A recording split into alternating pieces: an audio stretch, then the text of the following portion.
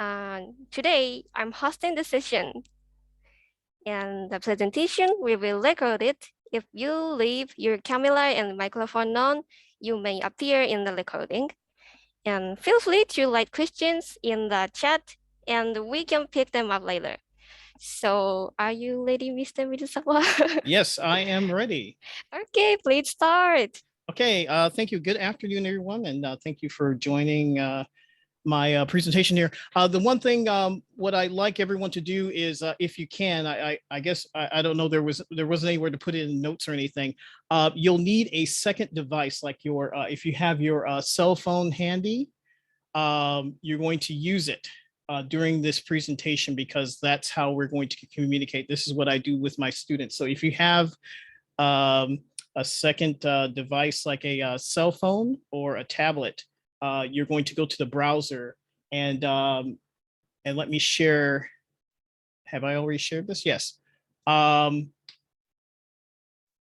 You're going to go to this, point your URL to this oh,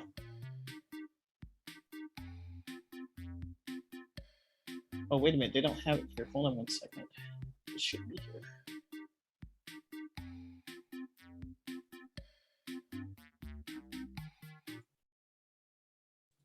Let's try this thing.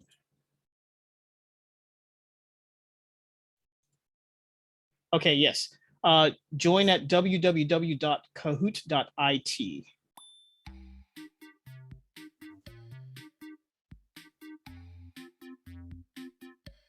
www.kahoot.it.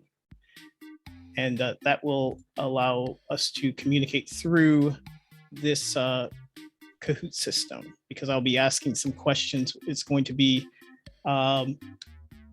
participation. Okay. All right.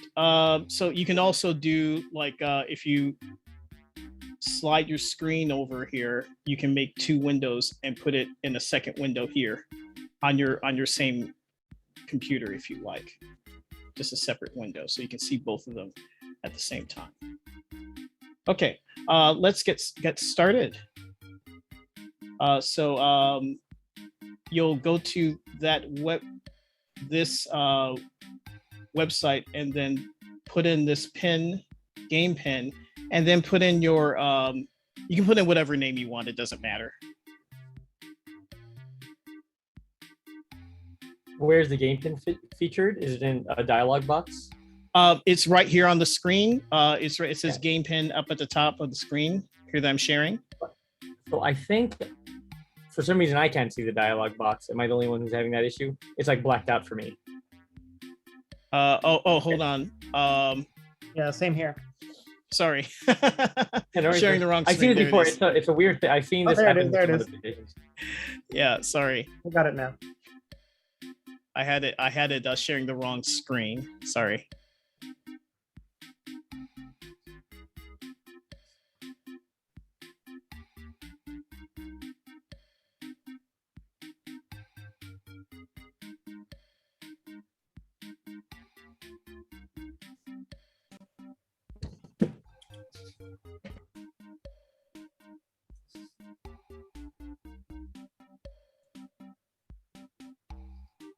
Okay, is everybody, I think it's everybody in 1, 2, 3. Okay, all right, I'm gonna go ahead and start, and if someone else comes in, they can join. It's always at the bottom of the screen.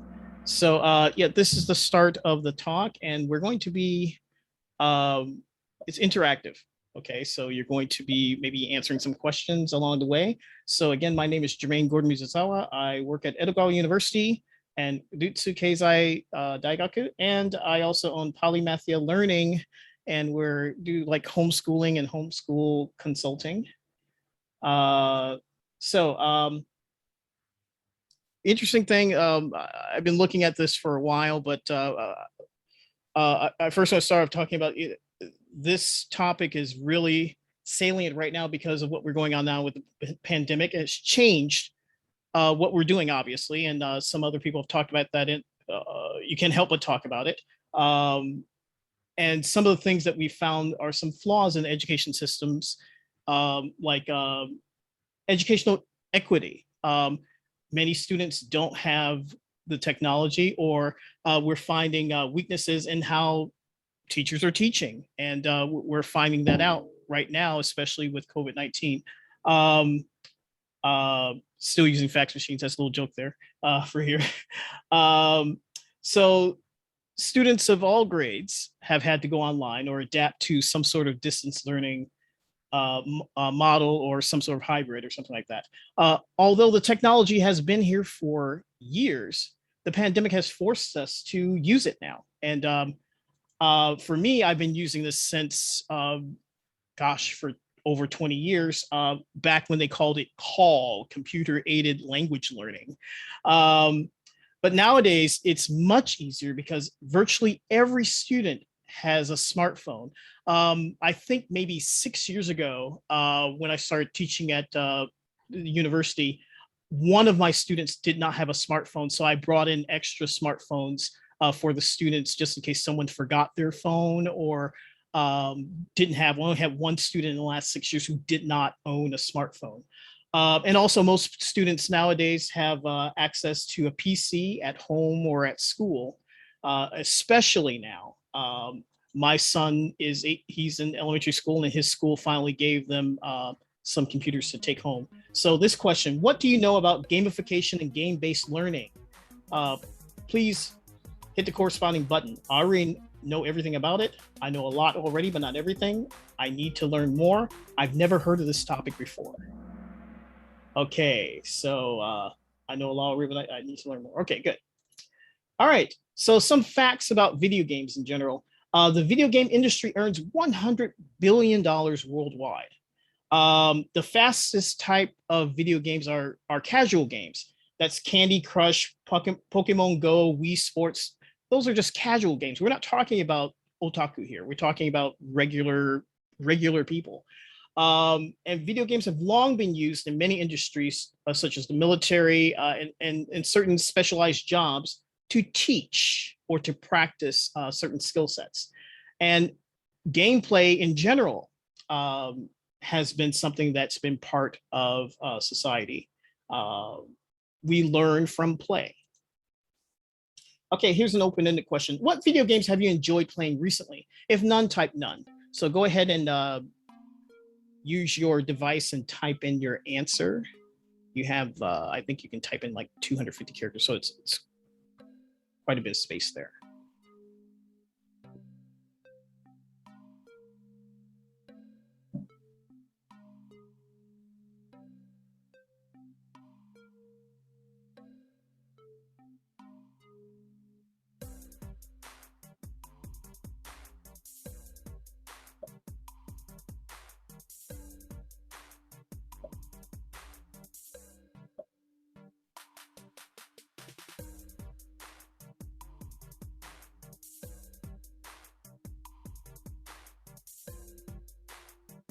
Is everyone in? Make sure you hit, you have to hit enter or something. Make sure your insert gets.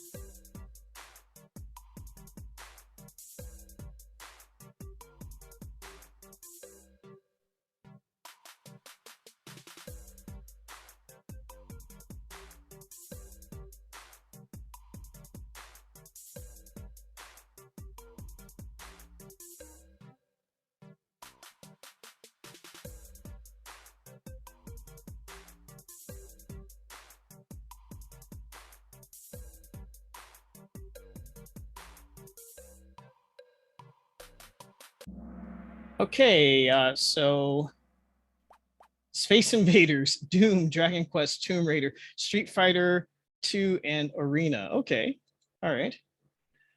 So now let's talk about how we learn, and I'm sure many of you, some of you probably know this already, but there are two types of, basically two types of learning: inductive learning and deductive learning. Inductive is implicit, while deductive is explicit, basically telling you exactly what you need to know. So, and for those of us who teach here in Japan, who have been teaching for a long time, that's a common complaint by most people when we see the school system, how most of it's mainly explicit. the study of grammar, everything is memorized, and that works for the things I've marked in green. You do need it. It's not the fact that we don't need deductive learning, but there needs to be more of a balance with the implicit, especially when we're talking about language learning, because we learn as in child development that everything's through context, and so when language works the same way, and it takes analytical skills and critical thinking skills to really get through to parse syntax. We need those connections. We need that the critical thinking skills to figure things out. We're always figuring things out, and just the way that language is sometimes taught, it's not taught that way. It's all about memorizing, and that just isn't how the brain works all the time. And so many Japanese students are not even taught analytical critical thinking skills, even in their quote unquote regular classes, Japanese classes. One big example is I'm teaching a class on for the TOEIC test, and they have in the first section, they're given a picture and they have to describe the pictures in detail. So my students were having trouble describing these pictures. So I decided, let's see, okay, describe these pictures to me in Japanese. And they had trouble even doing it in Japanese. So that told me, well, there's a disconnect there. These are freshmen, first and second year students at university, and they've gotten to that point without really learning, even in Japanese, how to describe things in their own language, and there's a big miss there. So this is something that we have to tackle if you're teaching English or any other language. One way is to give students the chance to practice these skills by doing. Playing a game is giving students a particular task to accomplish by using the target language as their tool. So it's not just memorizing just to pass a test, it's using the language to get to a goal. So the benefits for the brain for games here, hand-eye coordination, motor skill development, for even for pre-K. It's also good physical therapy for injured people, let alone the cognitive development and staving off Alzheimer's and dementia. Scans of the brain has shown that there's an increase in gray matter and plasticity of the brain of people who play video games, and better memory because there are new neural pathways, especially when we're playing logic games and puzzle games. So, and also there's data that says that it helps with depression, anxiety, and PTSD. So video games have always gotten a bad rap, but that's definitely not the case. So for what we need here, what games should you choose? Again, make sure it's at their level. Shorter games are best, but if you use a longer one, you can make it more a part of your curriculum, or make a game for the whole semester in lieu of a textbook.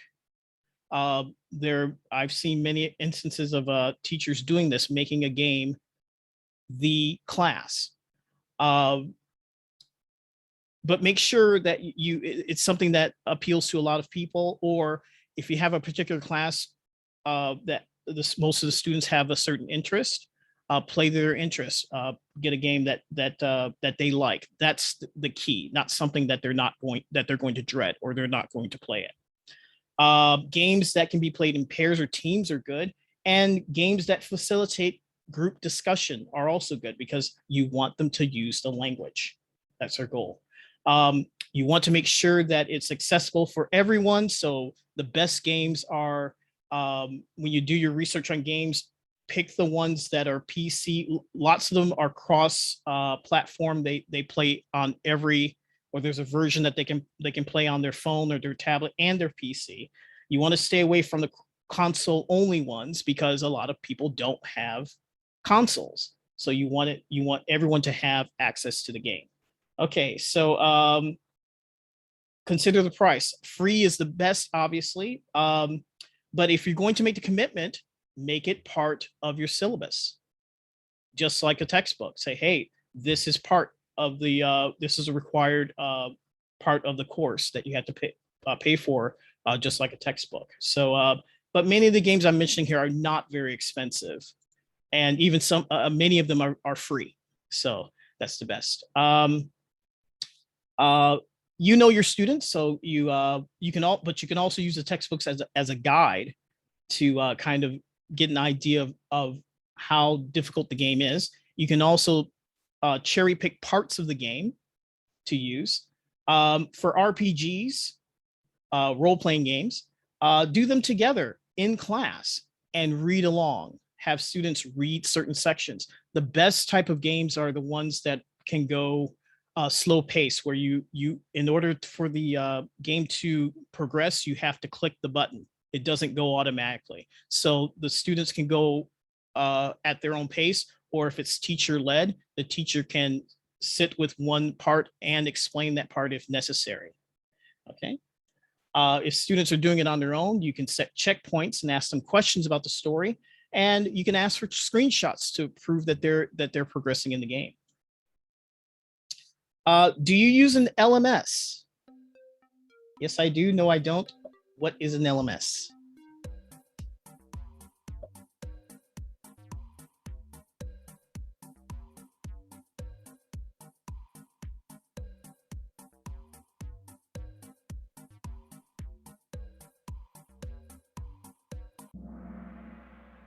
Okay, I didn't expect that, but okay. So I guess you can't answer this question, so I'm just going to skip this question. An LMS is if you use Google Classroom. Any of you use Google Classroom? No? Moodle, Schoology, Canvas, Classcraft is an LMS. It's a learning management system. And what it does is you get a attendance book. You get a roster that your students can you can record your students' names and all their information, and record their grades all in one spot. And many of the new ones now, like Schoology, the one I use is Book Widgets and Google Classroom, and they're integrated, so I can use them both. So Google Classroom keeps the list of students, and this is used by and again, this was really pushed forward by the university I work with, because they needed it for our distance learning. And so they didn't have it before, and I've been trying to get the university to get it, and they finally got it because of COVID. So that's one good thing from this. But it's helpful because you keep track of students, and the university buys you can use Google Classroom for free. You don't need your school to sponsor it, but if your school sponsors it, you get a lot more robust things that you can do with it. But it's definitely usable on your own as well, to keep track of your students, and to keep track of assignments, because the assignments are sent directly to their Gmail account, and it's on their calendar, and it keeps track of everything. And so when you use other things like Book Widgets, which is it's a program that you can make quizzes and tests and games. It integrates seamlessly with Google Classroom, and it sends the assignments, and it records if you have it set up that way. If you're doing like one answer, or you can set it to if you have more than one answer, but you say these are all the answers that I accept for this answer. It automatically gives you a grade. You don't have to go back and grade by hand. The program does it for you. So they get immediate feedback on their quizzes and tests. So it's a great time saver, so you can concentrate on other things. I wish I could go into more detail about that, but because I'm talking about video games, but that's part of gamification, because any the use of game design elements in non-game context to educate, motivate, and facilitate comprehension and retention of information. Basically, grading is a form of gamification because they're competing against each other. But you want to make it a little bit more fun, like the one I mentioned before, the class craft turns it into like you're a character in a role-playing game and you're getting experience points. Okay. It does not punish bad behavior, but encourages good behavior through positive reinforcement. So what you're doing is traditionally a grade is everyone has 100%, and to keep 100%, you have to keep getting 100% each time. That's the traditional way of grading. When you grade like a game, you do something and you gain experience. And so all of your grades is like, oh, I've gained 100 more points of experience because I did this. What else can I do to get more points? And then at the end of everything, I'll talk about this at the end, you can translate that to a traditional grade very easily. But what you want to do is facilitate an idea that you're doing things. If you work hard, you will get points. You will not lose points. There's no such thing as losing points in this type of framework. What we're using now is Kahoot, and you see it as we're doing it. So I don't have to go into detail. This is book widgets that you can see, quizzes, worksheets.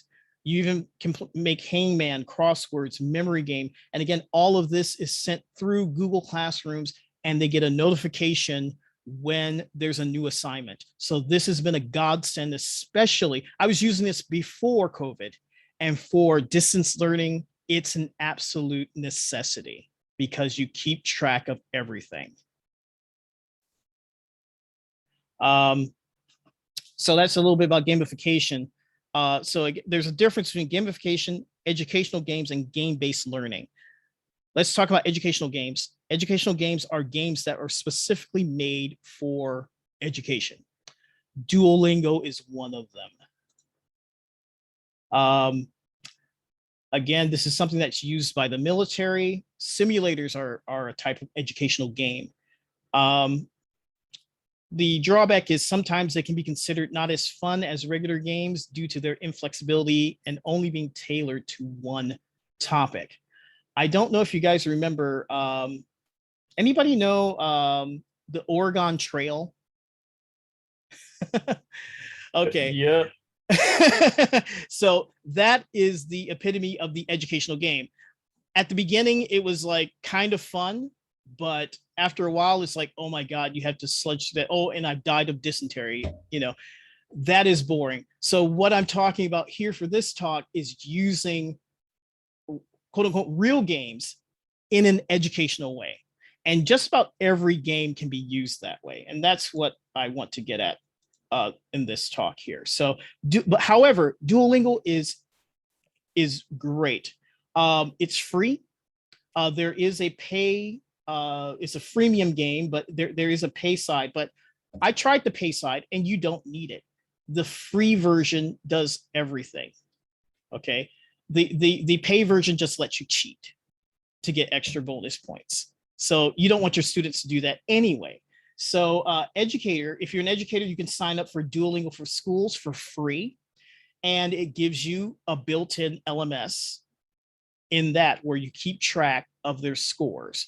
And you can assign grammar-based, they have a grammar-based curriculum inside the Duolingo. So if say, for example, they need to practice past tense, you can give them assignments with past tense, and they have things like pictures, matching, all sorts of different games.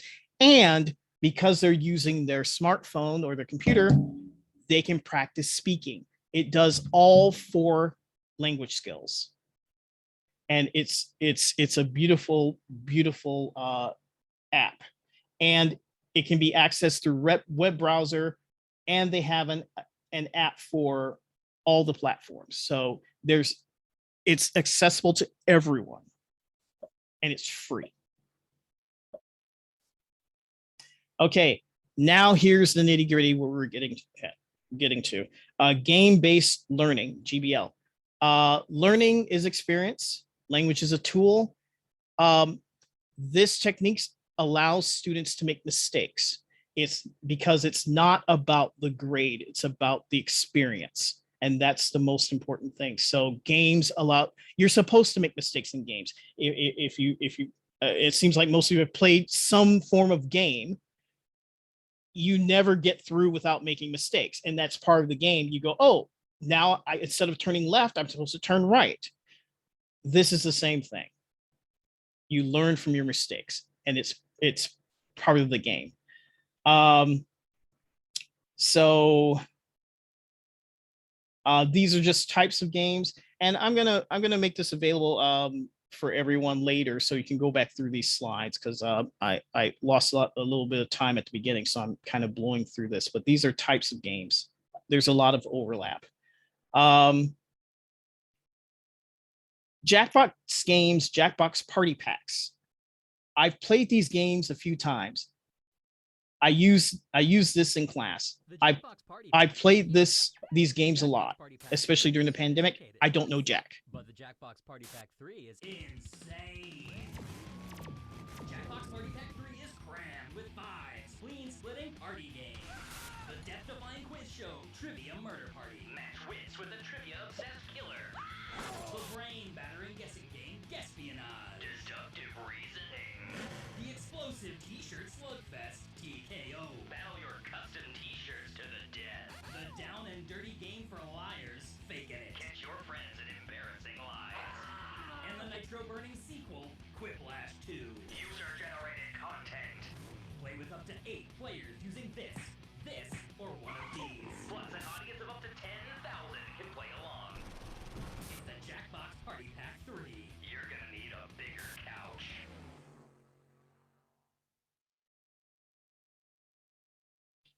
Okay, so do you know this game? Have you used it, or I don't know? Okay. Okay, so you've played this game a few times. Good. Another game. Welcome, recruit. Get Among yourself Us. acquainted with the layout of the top hat airship. Enough slacking. Go to your Again, mafia style game. It seems like only one of you never heard of it. It's like Mafia or Werewolf, where one or more people are aliens, imposters, and you have throughout the game you have to figure out who they are. This game is great because it facilitates speaking.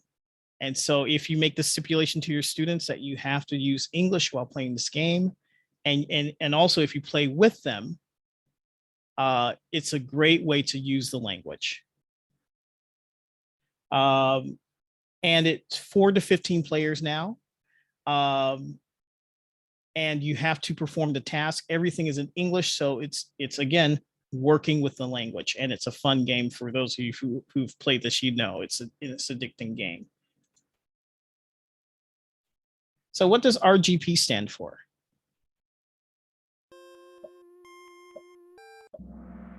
Okay, everyone got that right. Okay, I hope so. Okay. Again, this is gamification. Okay, this is what I use with my students. We do this as to check comprehension, and all of these points are used as extra credit. The XP in our class is the grade. So if you take a quiz or a test or a homework assignment, that's XP. These are skill points or achievement points, which are used like money. So for example, let's say you forgot to do your homework. Okay, pay me 10,000 SP and you get to skip that homework assignment. This is how we use it. And this is how they gain those SP points to pay for things like that. Is this a good game for classes? Watch the video.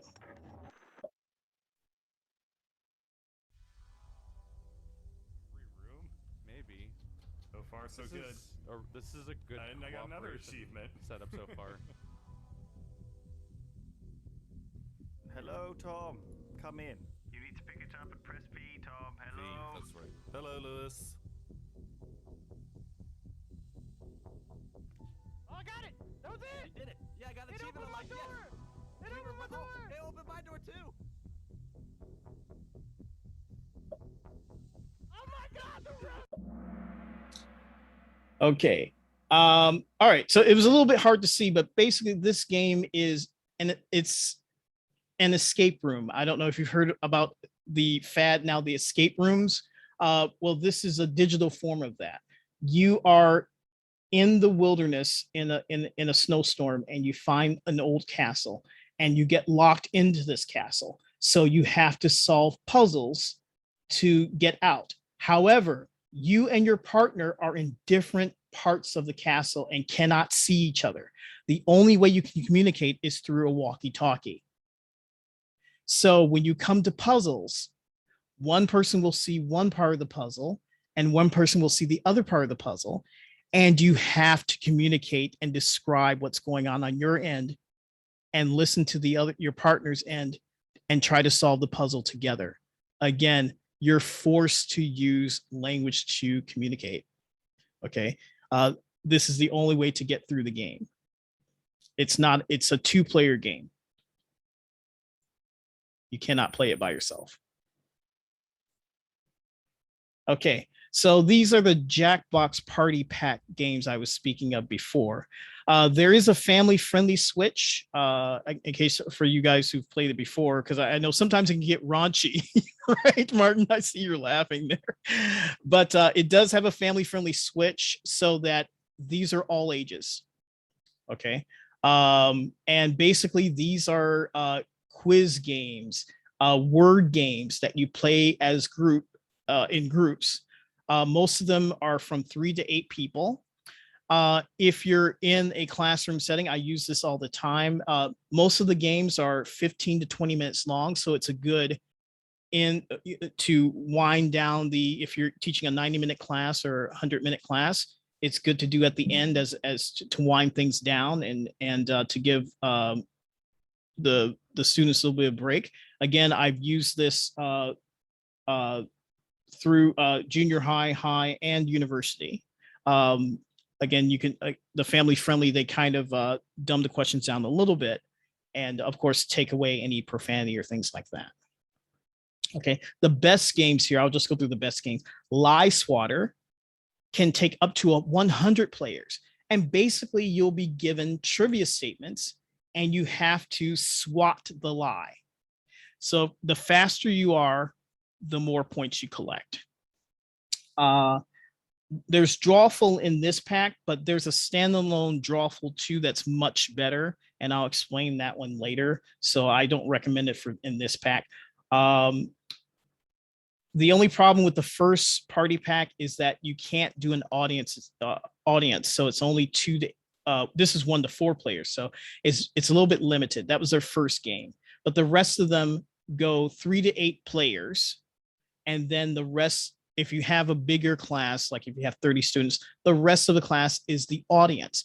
But the audience, they don't just sit there, they participate in the game as well. Each game does it differently, but essentially you can play up to 10,000 people per game. So it's plenty of room to have as many people as you want playing the game. You'll have 8 main contestants, which you can, if you play this more than once, you can cycle around the class and give each group of 8 people a chance. But the rest of the students will be playing along as well.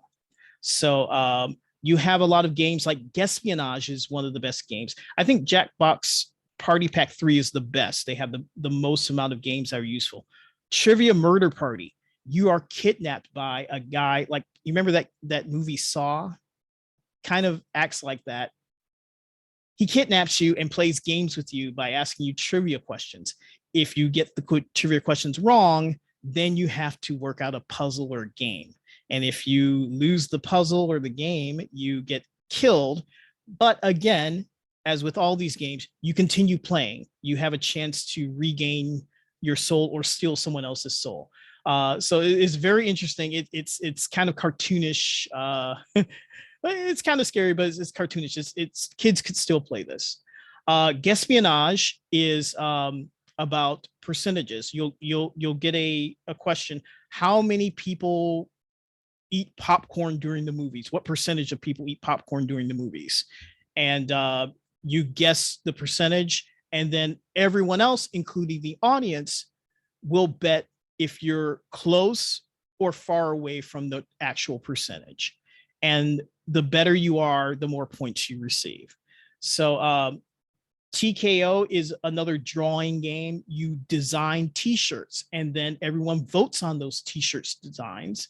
And again, if you get the most votes, you win. So there are a lot of different games here where, again, communication is the key. And I'm running short on time, so I'm going to skip through these a little bit. But basically, they're kind of like this. And the Drawful 2 is what I want to mention.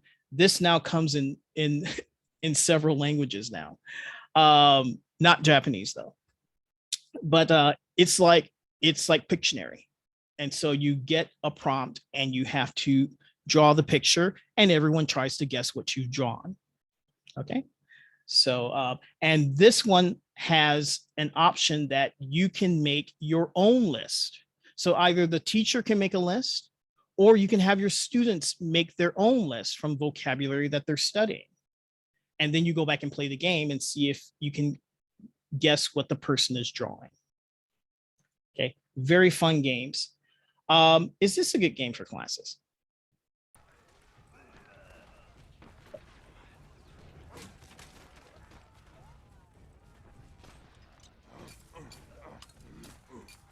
Might be a little bit hard to tell.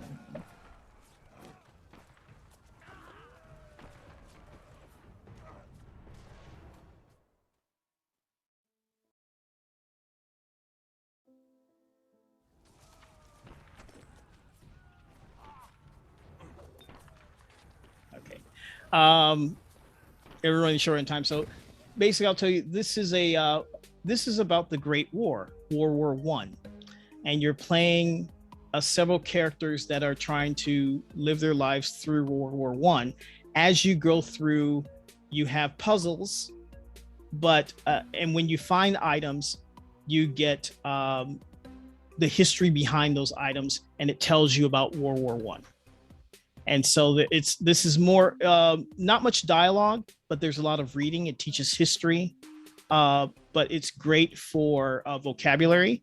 And you can go back as a teacher and say, okay, let's check to see if you played through this, and make some quizzes based on the information, the historical information that's provided by the game.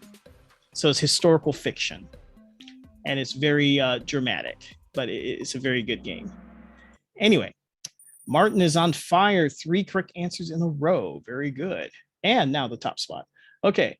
Some other games for the younger crowd, but also would work for older. I played this game. It's fun. Pajama Sam. He's a kid. There are 4 of them. And the first one deals with being afraid of the dark. And so he's trying to find the monster that's hiding in his closet. And so he has this great imagination. He goes and he wants to be a superhero. And you see if you can save the day and find the monster that's in the closet, in the back of the closet. But it's an RPG for kids. And so it's from 5 years and up. There's not much reading. It's point and click, but there's dialogue. And so again, it's good for adults as well, or people who are at a lower level of English, because it's for kids and it's easy to understand. Everyone's been afraid of the dark. It's something that everyone can relate to. This one, Spy Fox, from the same company. This is kind of a spoof on the 007 James Bond, and same thing for kids. Lots of slapstick humor that's easy to understand, dialogue that's easy to understand. Something else that could be good for people who want to practice easy English. So again, this is what I was talking about here. Experience points, skill or achievement points to buy things. Those are earned by doing side quests or extra credit work. You can if you play a game, you can rank it by time or high scores. And if you do that, you can curve it. So you take the top person, and that's the highest score, and the bottom person is the lowest score, and you curve the grades from there to turn it into a traditional grade if that's something that you have to do for your public school. The same thing is done with the XP points. The most amount of the most amount of points that are available, or if you want to curve it, the person who has the most amount of XP points, that's the top score, and you curve from there. Okay, so all of these can be translated into traditional percentage grades. So again, you want to encourage students to seek out ways to connect with English speakers online through gaming. The game I showed you before, We Were Here, where you're stuck in a castle, that can be played online with strangers. So you can, and it's safe because you don't get any personal information is not exchanged or anything like that. It's it randomly picks a person to play with, but you have to communicate in English. The point is not necessarily for the game to teach specific grammar points, but to encourage students and give them the opportunity to learn language and how to learn on their own. I'm gonna go ahead and skip this one. This is just I'll give you the answer to this because we're out of time. These games can be used for all levels, from elementary school to university. Here are some sources for free video games can be found at these three spots. Again, if you email me, I'll make this available, and you can get it off of these slides. But these are places that have free games, RPGs, platform games, all sorts of games that are free. They're made by independent video game makers, and they have some great games that are really, really short. Okay. That is all for me. Thank you very much for listening to my talk, and I hope it was helpful. Thank you. Let's give the presenter a lot of applause. Thank you for great presentation. And any questions? No, no one. What level of Kahoot do you have? Because Kahoot used to be really inexpensive, and it's gotten more and more expensive, and now I don't have as many options as I used to have. So yeah, Kahoot during the beginning of the pandemic was almost everything was free. And so I got, for a whole year, I was used to all of those bonus things. Exactly. And so that's how they hook you. So yeah, I went ahead and got the Pro.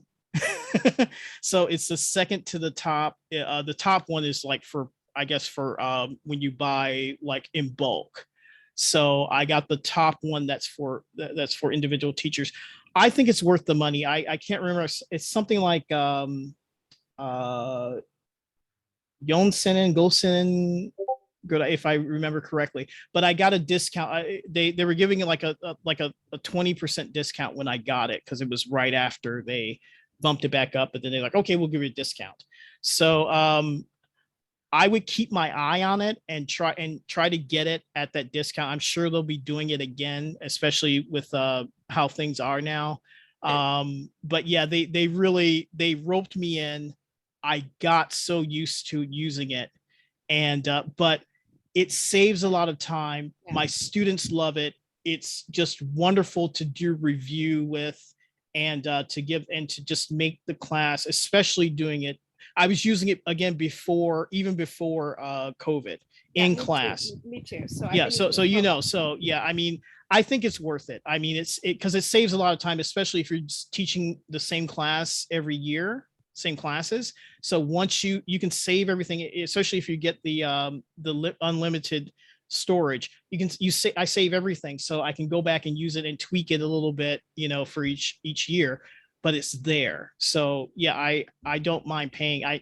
You know, I wish it were still free, but I just, because I've always had a teacher version, but the teacher version used to be like, you know, $14 a year. Yeah, and so, and then, you know, now it's a lot more, which I'm not saying it's unreasonable, but I was just wondering at what level, because I can't pull anymore. I just have the one where you can do images because I hate finding images. Yeah, you have images, and now you can do voice recordings. So you can, and it has if you type something in, it has voice recognition. So it synthesizes the voice. So you can type in vocabulary words and do like spelling tests right here. Just say the word, and then the students have to type in the word. So I mean, it's worth it. I mean, it's a little bit of money, but I think it's worth it. But Thank you. Yeah. Thank you for presentation. thank you. Thank you. Any other questions? No? I just had a quick question, Jermaine, Yes, about please. when you use some of the video games, for example, the escape room video game that you showed us, where it's like a co-op player. Yeah. I was curious about the context in which you use that. For example, are you using it where you have like 20 kids in the class and you have them paired to like 10 pairs, or do you use it with a smaller class where it's like you do only have 4 to 6 kids, and then you have them 3 groups so you can give them attention as they navigate it? Like, in what context do you typically use those kinds of games? Yeah, good question. So for this, I would use it for probably for my more advanced classes, where I can trust them a little bit more to really take it seriously. And but it works really well for them to. I have several games like that where the students go off into pairs or in groups, and they work on it on their own. And if they were doing it in person, for example, I would go around and just kind of listen in on what they're doing. So it's not very difficult to do. You have them, in as far apart in the class as possible. Yeah, it is a little bit, a game like this, a little bit more difficult to do in class if you have like a big class, but yeah, it works a little bit better for smaller classes. But again, also this could be something that they do on their own, because this game can, if you do this particular game, I would recommend that you invest in it and make it part of your curriculum, and because they'll have to sign up for Steam, and the first game is free. However, the first game is free. And signing up for Steam is free. So this can be done, and you can either do it in class, or if you have a bigger class, it's homework. Okay, and they would have to find the time, and it's not a very long game. I think it's less than 2 hours. So it's something that they can reasonably do. They don't have to do it all in one sitting. Even with 2 hours, I would still maybe stretch it about half the semester, if not the full semester, depending on how motivated the students are. But it's definitely doable for as homework. So they can do, and there's no excuse because they can do it by distance. So sure, and it's fun for them. It's a game, and they can interact. So cool. Exactly. So thank you. Thank you. Any other questions? No one. In my opinion, using gaming tools is good for students to learn English words and so on, because it is easy to understand and we can enjoy playing it. I think. Yeah. I didn't have time to mention many of my students like Undertale, and they've played it before in Japanese. So you can get it. And again, that's another one that in some places you can get for free. I don't know if you still get for free, but if not, it's very cheap. And you can get the English version.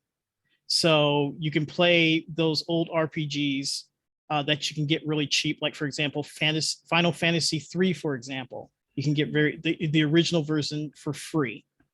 And you can English version. And again, like the websites that I mentioned, they have tons and tons of short 1 to 3 hour RPGs with easy English that they can go through. And what you want to look for are the discussion trees, to where and kind of like choose your own adventure, where you have to make choices based on how the conversation's going. I see. I'll try it, and I love Among Us. I often play it with my friends, and we always enjoy playing it. Yeah. So that's great. So do it in English. And a lot of kids respond to that. At least my students do. They respond pretty well. And again, I do this for my university students, my high school students, and my homeschooling students, and my 8-year-old son. So it goes across the board. Yeah, I tried. I tried it in English in the future. Great. Thank you for great presentation. Okay. Thank you. Thank you. Bye. Bye.